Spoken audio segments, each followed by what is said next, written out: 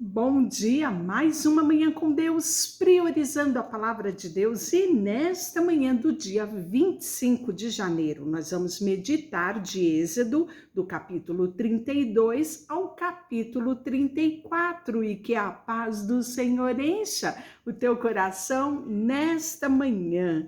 Capítulo 32, nós vamos ver um episódio que para mim assim é muito triste, porque vai falar sobre a questão da adoração. E Deus sempre foi muito categórico, né, a respeito da questão da adoração para o povo de Israel. Adoração é reconhecimento da soberania de Deus. Então Deus sempre bateu nessa tecla, né?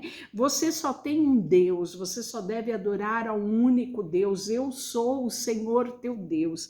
E aí, quando o povo viu que Moisés demorava, porque Moisés tinha subido ao monte, né? Aqui é o episódio onde ele recebe as tábuas da aliança. Quando o povo viu que Moisés demorava a descer do monte, reuniu-se ao redor de Arão e disse: Tome uma providência, faça para nós deuses que nos guiem. Não sabemos o que aconteceu com esse Moisés, que nos trouxe da terra do Egito para cá. E Arão respondeu: Tire as argolas de ouro das orelhas de suas mulheres e de seus filhos e tragam para mim. Todos tiraram as argolas de ouro e a levaram a Arão. E ele recebeu o ouro, derreteu, trabalhou nele, dando-lhe a forma de um bezerro. Quando o povo viu o bezerro, começou a exclamar: Ó Israel, estes são os deuses que tiraram da terra do Egito. Percebendo o entusiasmo do povo, Arão construiu um altar diante do bezerro e anunciou: amanhã haverá festa para o Senhor. Triste, não é? Arão era o sacerdote. Lembra que nós falamos ontem sobre as vestes sacerdotais, a glória, né? O cuidado, o tanto detalhe de Deus. E aí Arão se deixa levar pelo povo, não é? E aí nós podemos ver que o Senhor disse a Moisés: rápido, desça do monte. Seu povo que você tirou da terra do Egito se corrompeu, como se desviaram depressa do caminho que eu lhes havia ordenado. Derreteram ouro e fizeram bezerro e curvaram-se diante dele, estão oferecendo sacrifícios e dizem: ó Israel, esses são os deuses que te tiraram do Egito. Deus fala exatamente o que estava acontecendo a Moisés. Então o Senhor declarou: vi como este povo é teimoso e rebelde. Agora fique de lado e eu lançarei contra eles a minha ira ardente e os destruirei. Depois farei de você, Moisés, uma grande nação. Moisés, porém, tentou apaziguar o Senhor, seu Deus. Ó Senhor, exclamou ele, por que estás tão irado com o teu próprio povo que tirastes do Egito com grão de poder e mão forte? Por que deixar que os egípcios digam: o Deus dele os resgatou e com má intenção para exterminá-los e apagá-los da face da terra? Deixa de lado a tua ira ardente, Senhor, arrepende quanto a esta calamidade terrível que ameaçaste enviar sobre o teu povo. Lembra-te dos teus servos Abraão, Isaque e Jacó. Assumiste um compromisso com eles por meio de juramento, dizendo: tornareis teus descendentes tão numerosos quanto as estrelas do céu, e eu lhes darei toda essa terra que lhes prometi a eles, e a possuirão para sempre. Olha só a intenção, né? A intercessão de Moisés para com o povo. Então o Senhor vai se arrepender, né, dessa calamidade. E quando a gente fala se arrepender, a gente pensa no sentimento humano, né? Mas Deus, ele não se arrepende arrepende no sentido desse sentimento humano, é que para algumas coisas não se encontra uma palavra mais adequada. Então, aqui, quando o texto fala e se arrependeu Deus, né, não é esse sentimento humano que nós sentimos, mas como não havia uma palavra no português que melhor se adequasse a isso, de que Deus ouviu a intercessão de Moisés e resolveu não vir com toda a ira sobre o povo, né? Então o texto fala desse e arrependeu-se Deus, né? Então é bom sempre a gente fazer essas ressalvas, né? Em seguida, Moisés se virou e desceu do monte. Trazia na mão as 2 tábuas da aliança que estavam escritos 2 lados, frente e verso. As tábuas eram obras de Deus. Olha só. Cada palavra tinha sido gravada pelo próprio Deus. Moisés respondeu: não são gritos de vitória, nem de lamento de derrota, ouço barulho de festa. Sabe com quem ele compartilhou isso? Com Josué, né? Josué estava sempre perto de Moisés. E aí nós vamos ver, quando se aproximou do acampamento, Moisés viu o bezerro e as danças e ficou furioso. Foi tanta fúria de Moisés que o texto fala que ele jogou as tábuas de pedra no chão e a despedaçou ao pé do monte. Moisés saiu de si. Eu acredito nisso, porque imagina a preciosidade que Moisés estava trazendo de cima do monte. Pedras escritas pelo próprio Deus, né? Então, quando Moisés olha aquilo, ele meio que não acredita, ele sai de si e ele quebra as tábuas da lei, né? E aí nós vamos ver que Moisés tem uma atitude, ele tomou o bezerro que havia feito, queimou, moeu e virou pó e jogou na água e obrigou os israelitas a beber. Por fim, dirigiu-se a Arão e perguntou: o que este povo fez para que você se levantasse e cometesse tamanho pecado, Arão? Não fique nervoso, não fique furioso comigo, meu senhor, respondeu Arão. Você sabe como este povo é mau. Então, ou seja, aqui nos dá a entender que Arão, ele ficou com medo do povo, né? E ele cedeu aos pedidos do povo, né? Ou seja, ele acreditou: Moisés não está aqui para fazer alguma coisa, estou eu sozinho com esse povo, ou eu faço o que eles querem ou eles vão me matar. E aí Arão comete esse pecado, né?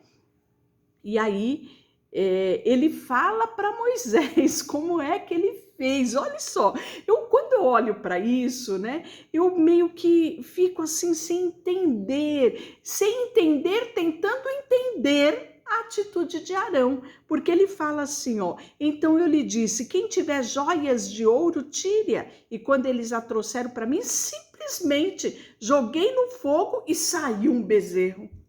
Que desculpa mais esfarrapada, né? A quem será que Arão está tentando enganar?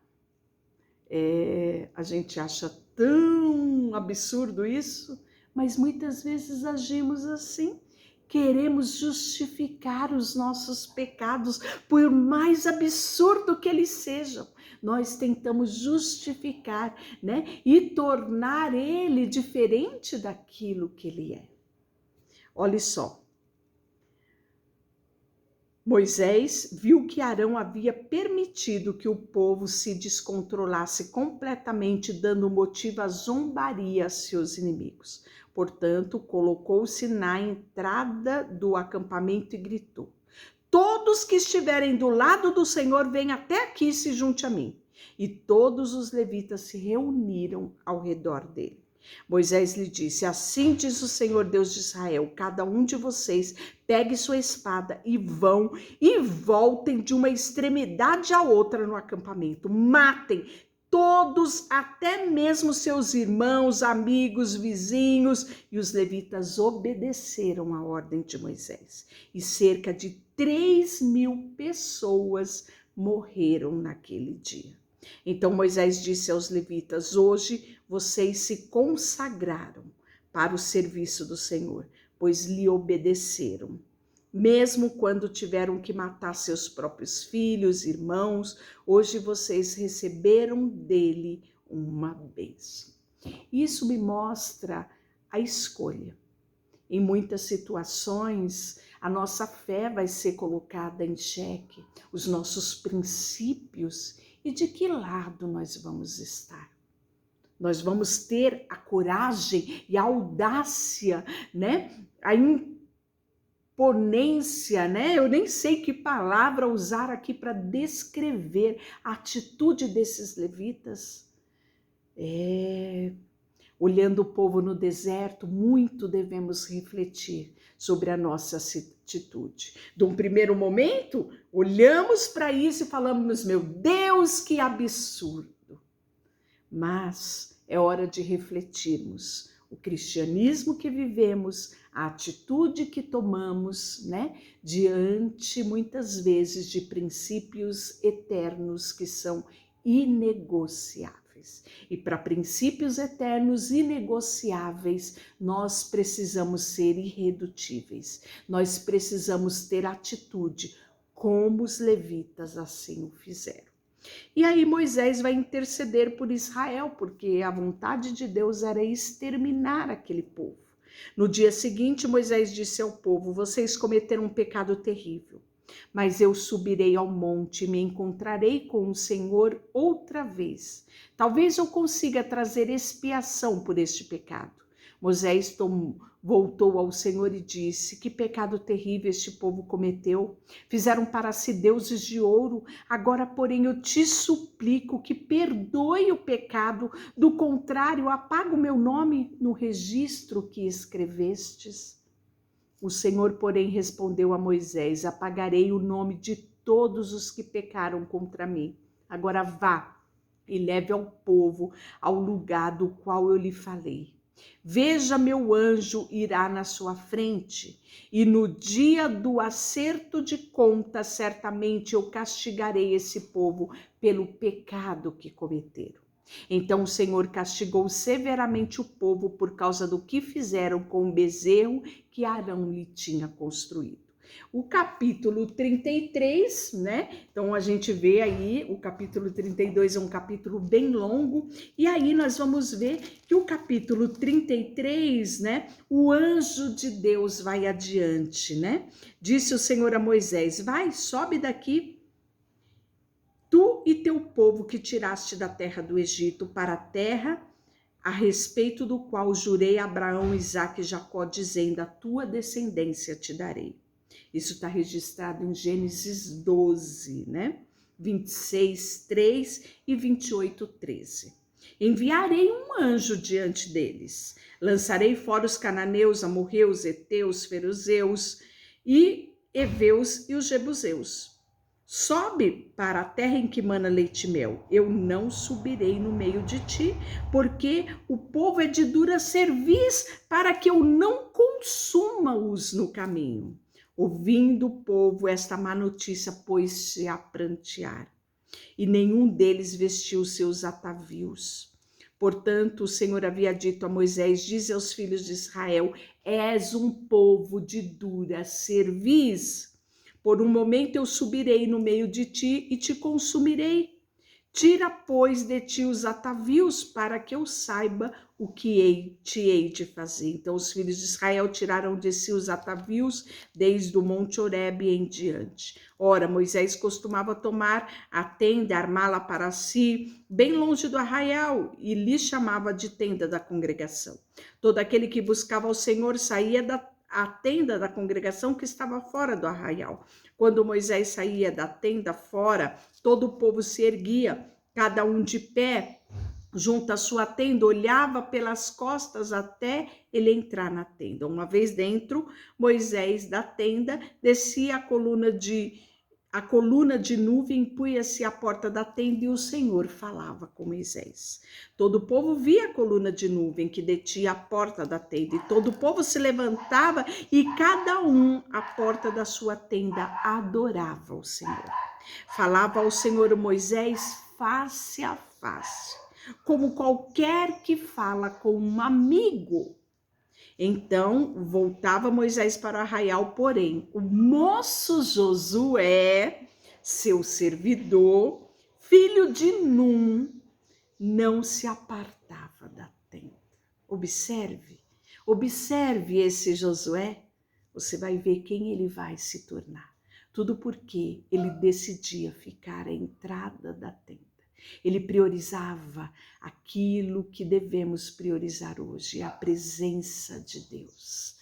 E aí Moisés roga a Deus pela sua presença. Moisés diz: Deus, não me faça. Olha, o texto fala: rogo-te que me faça saber neste momento o teu caminho, para que eu te conheça e ache graça aos teus olhos, e considera esta nação, o teu povo. Respondeu-lhe: a minha presença irá contigo e eu te darei descanso. Então disse Moisés: se tua presença não vai comigo, não me faça subir deste lugar. Olha que nível de intimidade Moisés tinha com Deus, não é? É lindo, é inspirador saber que um homem pode chegar nesse patamar. Ele deve sim ser espelho, exemplo para mim e para você, irmos ainda mais perto de Deus. E aí Moisés roga que Deus mostre a ele a sua glória. Gente, é um dos textos mais ricos da palavra de Deus, né?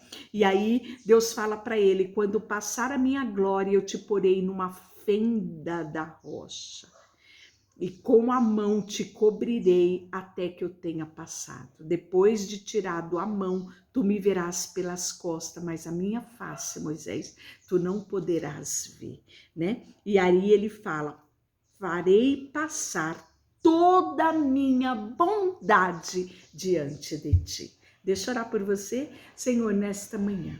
Queremos olhar para Moisés e nos inspirar a nos aproximarmos cada vez mais perto de ti.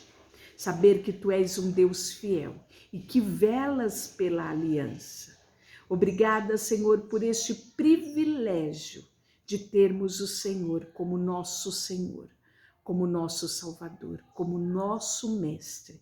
E ansiamos chegar ao patamar que Moisés chegou, de ser amigo de Deus. Colocamos diante de ti tudo que temos e somos, em nome de Jesus. Amém. Deus te abençoe.